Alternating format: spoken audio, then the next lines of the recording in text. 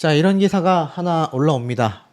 유명 유튜버 애인과 동거하던 아파트에서 숨진 채 발견이 되었다.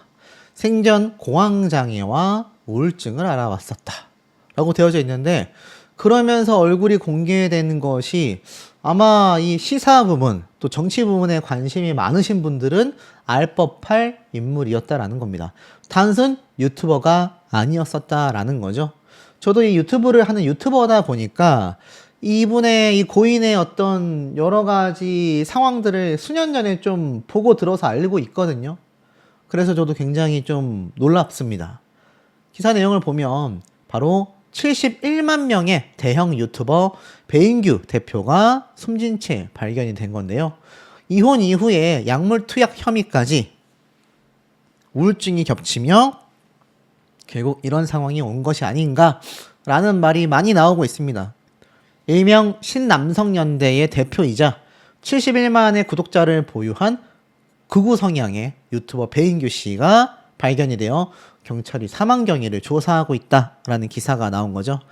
바로 5일, 오늘입니다. 5일 경찰에 따르면 오전 8시 인천시 중구 영종도의 한 아파트에서 숨진 채 발견이 됐는데요. 향년 36세밖에 되지 않았습니다. 너무 어린 나이죠.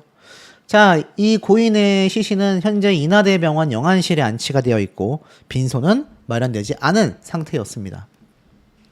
놀라운 건 현장에서는 유서가 발견되지 않았다고 해요. 그리고 이 고인의 시신이 발견된 장소가 여자친구와 함께 거주하던 자택에서 발견이 됐다라는 겁니다. 특히 경찰은 이 범죄 혐의점이 없는 것으로 보아 정확한 사망 경위를 조사하고 있다. 이렇게 발표를 했는데 정확한 위치는 이거였습니다. 여자친구와 함께 거주하던 자택 12층 베란다에서 발견이 됐다. 그러니까 아파트 12층의 베란다에서 발견이 됐다. 여러분, 베란다에서 왜 발견이 됐을까요? 우리가 이 부분을 좀 자세히 보아야 할 것 같습니다. 우선 이 배인규 씨는 배우자의 외도에 따른 이혼 소송이 있었고요. 약물 투약 혐의에 따른 형사 사건이 겹치면서 우울증, 공황장애를 알아온 것으로 확인이 됐다고 합니다. 특히 지속적인 정신과 치료와 약물 복용에도 불구하고 작년에 이어 위기 상황이 지속된 것으로 보인다라고 했는데 실제로 이 고인은 바로 작년이죠. 인천 을왕리 해변에서 바다에 몸을 던졌다가 해양경찰에 의해 구조된 이력이 있다고 합니다. 참 이해가 되지 않는 부분은 사고 직전까지 이 고인은 자신의 개인 계정을 통해 방송 복귀를 선언했다고 해요. 아스팔트 현장 활동도 재개하겠다라고 예고를 했다고 합니다. 특히 남자와 여자의 갈등 현장에 내가 다시 앞서겠다라고 밝혔는데 그 직후 전달된 사망 소식이다 보니 주변인들도 굉장히 충격을 금치 못하고 있는 상황이라고 합니다. 특히 이 고인은 신남성연대의 대표로 활동을 해왔는데 그가 운영해 오던 채널 71만의 구독자를 보유한 대형 채널에 가보면 영상 3개를 제외한 나머지는 전부 다 삭제가 되어 있고 모든 댓글창이 막혀 있는 상태였다고 합니다. 자, 여러분 여기까지 들으시면 어떤 예상이 되십니까? 아, 고인이 좋지 않은 선택을 했겠구나. 예상이 좀 되시는 부분 아니겠습니까? 자, 근데 기사에 보면 우울감, 말하기 어려운 고민이 있거나 뭐 이럴 경우 상담 전화 이런 게 붙잖아요. 이게 우울증과 공황장애일 때도 붙기도 하는데 상당수가 안 좋은 극단적 선택을 했을 때 그 기사에 이런 내용이 많이 붙기도 합니다. 그러다 보니 이 배인규 씨가 결국 안 좋은 선택을 한 게 아니냐. 근데 놀라운 건 타살 의혹이 나오고 있다라는 겁니다. 사실 댓글을 보면요. 업보라는 말이 어울린다. 우울증, 공황장애면 그런 선택해도 되냐? 이해가 되지 않는다. 사실 좋지 않은 조롱성 댓글이 훨씬 많이 차지를 하고 있습니다. 아마 그가 생전에 뭐 좋은 행보라기보다는 좀 화제가 되는 행보를 많이 했기 때문에 그런 평가를 받는 것 같아요. 정치적 이념에 대해서는 제가 굳이 말씀드리진 않겠습니다. 그리고 제가 알기론 이 고기남자라고 하는 또 이 남성 유튜버와 한번 우리 흔한 말로 맞짱이라고 하잖아요. 진짜 주먹 다짐을 한 적이 있거든요. 그게 또 영상을 타고 일파만파 번진 적이 있기도 하다 보니 이 고인에 대한 대중들의 반응은 사실 별로 좋지 못합니다. 자, 어찌됐건 경찰서에서는요, 세부적인 내용을 확인 중에 있다. 하지만 과거 약물 투약 혐의로 경찰 조사를 받았던 만큼 고인의 정신적 상태가 굉장히 약화되어 있었을 것으로 예상이 된다라는 의견이 상당합니다. 더불어서 언론사에서 단독 취재를 했는데 이 고인의 사건을 고인의 사건을 조사하고 있는 영종경찰서 담당 과장은 이렇게 말을 했습니다. 고인이 사망한 것은 맞다. 세부적인 내용은 확인 중이다. 특히 타살 의혹을 받고 있을 만큼 굉장히 다각도로 체크를 하고 있는 것 같아요. 근데 이 고인의 행보가 심상치 않았다라는 것은 상당한 팩트인 것 같습니다. 왜냐하면 사건, 사고가 너무 많았어요. 불과 향년 36세밖에 되지 않은 굉장히 젊은 나이지만 그의 행적을 살펴보면 고개를 끄덕일만 하다라는 말까지 나오고 있는데요. 과거 행적을 살펴보니 이 고인이 결국 극단적 선택을 한 것이 아니냐라는 루머까지 나오고 있는 겁니다. 하지만 인천지방경찰 입장에서는 고인의 사망은 아직 공개되지 않았으며 극단적 선택에 따른 상황으로 추정되고 있다라고 말하고 있습니다. 이 고인의 사망 현장에 대해 경찰은 현장에서 유서는 발견되지 않았다. 범죄 혐의점도 없는 것으로 파악이 되었다라고 말을 하는 거 보면 뭐 타살이나 다른 요인에 의한 사망이 아니다. 하지만 그렇다고 해서 유서가 발견된 건 또 아니다. 이렇게 말을 하고 있습니다. 근데 이 고인의 행적을 보면 좀 심상치 않았습니다. 바로 작년에 약물 투약 혐의와 모친상까지 겹쳤기 때문인데요. 작년에 고인은 굉장히 어려운 시기를 보냈다고 합니다. 작년 4월 달에는 어머니가 별세를 했다고 해요. 그리고 그 다음 달 5월에는 약물 혐의가 적발이 되면서 그의 이 약물 문제가 사회적 논란이 되며 굉장히 난리가 났었다고 합니다. 당시 인천시 중구의 한 모텔에서 약물을 투약한 혐의로 경찰 수사를 받았는데 아마 그게 제가 볼 때는 요 당시 때의 기사가 굉장히 많이 나왔습니다. 보이시죠? 신남성연대 간부 배모 씨 약물 투약 혐의로 구속 심사 출석이라면서 이렇게 마스크를 쓰고 사실상 엄청난 조사를 받은 바 있기도 합니다. 자, 그러다 보니까 쉽지 않았던 거죠. 결국 경찰 조사에서 텔레그램에서 약을 구매했다라는 취지로 진술을 하기도 했습니다. 자, 그러면서 여기 보면 당시 다른 유튜버인 여성과 또 결혼을 했어요. 그래서 아들도 한 명 있습니다. 그런데 지난 24년도에 이혼을 하게 됩니다. 사실 이 고인은 이 작년에 엄청난 일들이 많기도 했지만 제가 예전에 찾아본 바에 따르면 이 이혼 과정이 상당히 힘들었는지 방송 중에 눈물 흘리는 모습도 제가 찾아볼 수 있었거든요. 그래서 요거를 좀 제가 한번 보여드리면 배인규 이혼이라고 검색을 해서 이미지 검색 같은 걸 쫙 해보면 보이시죠? 이 당시 때 이렇게 좀 눈물 흘리는 모습도 있었고 이 당시 때 뭐라고 했냐면 아내가 백인과 바람이 났다.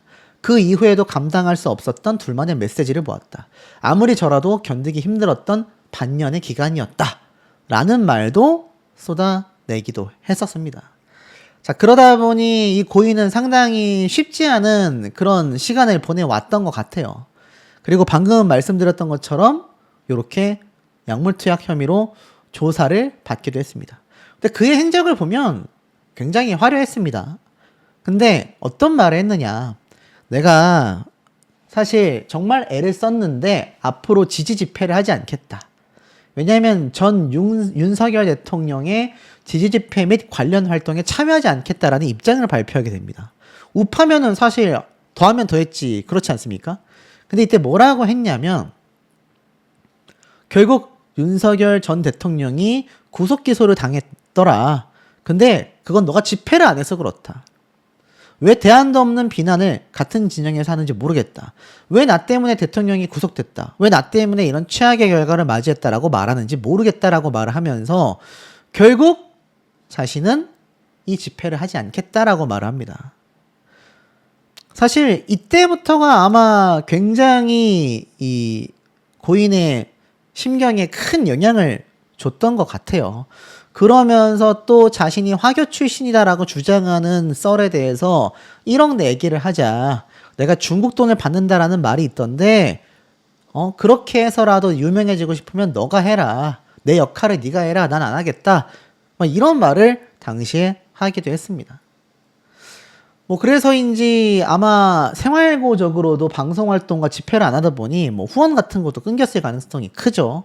그러다 보니까 이 고인은 점점 한창 활동하던 22, 23년도에 비해서 아마 작년 25년도가 전체적으로 굉장히 힘들었을 것 같아요. 그래서인지 모르겠지만 이렇게 남녀 관련된 갈라치기, 혐오 조장에 앞서서 자기는 했다라고 말은 했지만 또 일각에서는 오히려 불을 지폈다라는 비판도 받아왔을 정도로 그의 행보는 굉장히 논란이 많았습니다.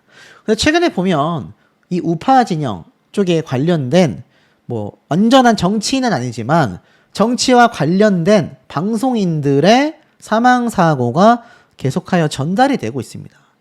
어떤 내용인지 좀 말씀을 드려볼게요.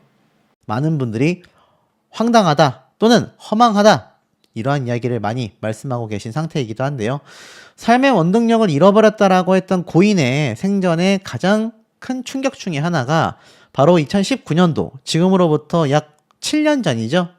여기 보면은 두산 김진 전 사장 모친상 이렇게 되어져 있는데 이건 이제 같은 동명이인의 이름일 뿐입니다. 하지만 제가 왜 이 기사를 띄워놨느냐, 바로 이 고인의 동명이인이긴 하지만 실제로 고인도 모친상을 당하게 되면서 그 이후로 굉장히 심적으로 힘들었었다.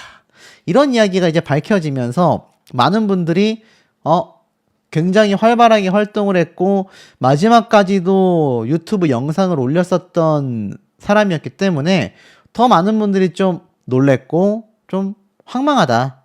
그리고 신고가 왜 그렇게 늦게 됐느냐? 이런 이야기도 많이 나오고 있습니다. 급기야 이 유서에 자필로 공개된 내용에도 불구하고 많은 분들이 의구심을 품고 있어요. 사실 이 고인이 사고가 나고 나서 신고가 됐고 17분의 시간이 걸렸었다.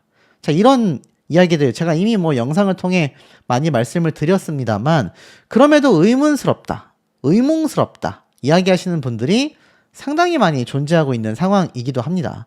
자, 그 중에서 우선 요걸 좀 보여드릴게요.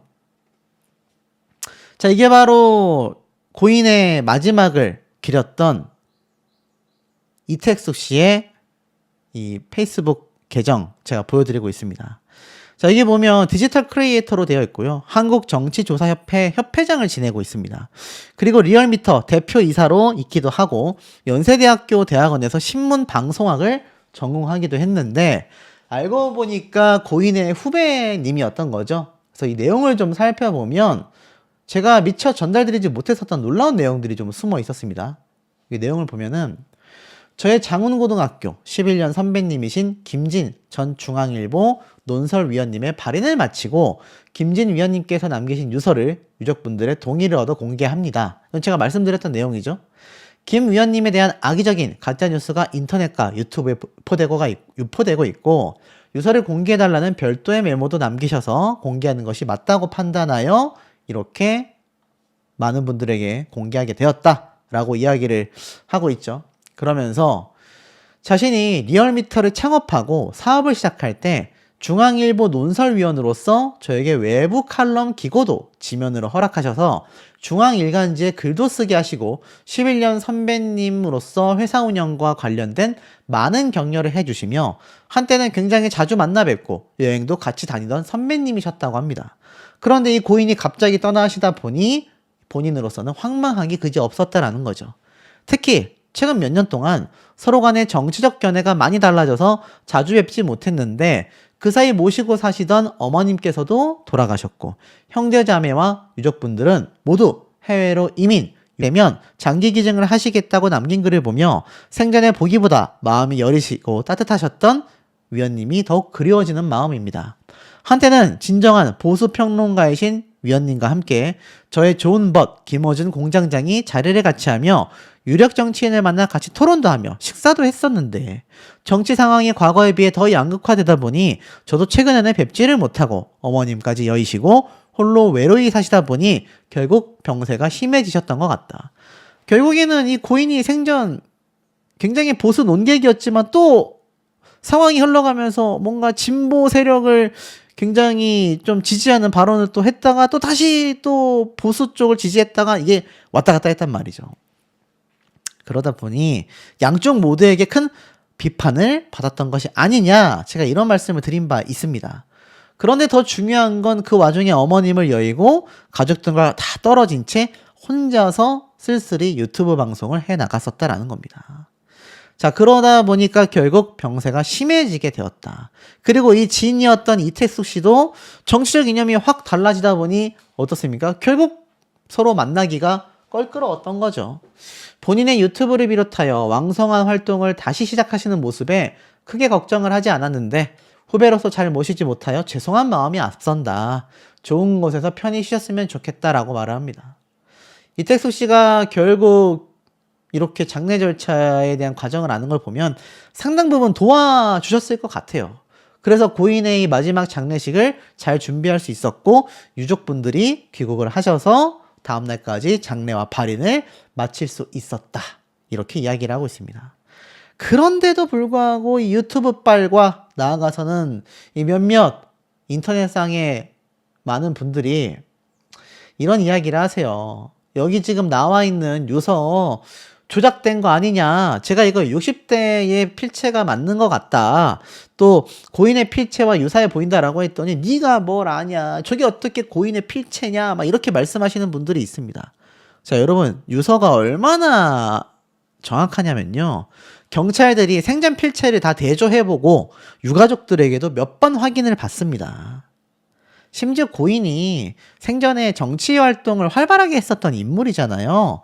많은 분들이 우려하고 또 음모론으로 떠돌고 있는 이야기들의 바탕을 보면 결국 특정 세력에게 뭔가 사고를 당한 게 아니냐 이렇게 말씀하시는 분들이 있는데 만에 하나 그런 가능성이 있었다면 이거 아마 100번은 뜯고 물고 했을 겁니다. 하지만 지금 그런 얘기가 없죠. 결국에는 이 유서의 필체와 유서의 신빙성이 상당히 일치하는 것이 아닌가. 그리고 두 번째로 이러한 얘기가 있습니다.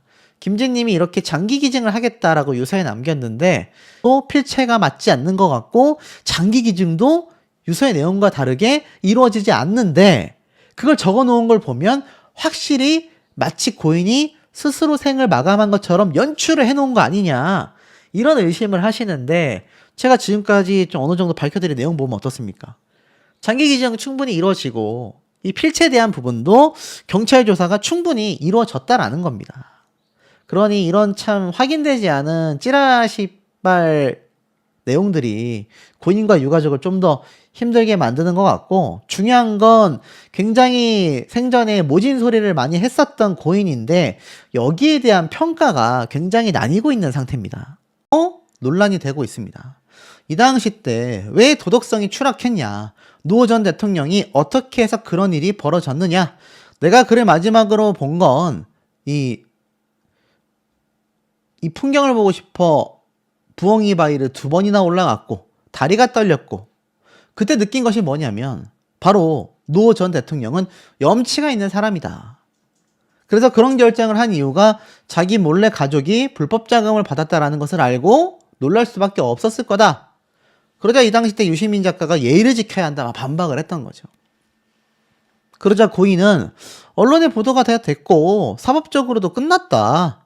하지만 유시민 작가는 사실관계가 확인이 안 됐다. 공소권이 없습니다. 라고 분개해하기도 했습니다.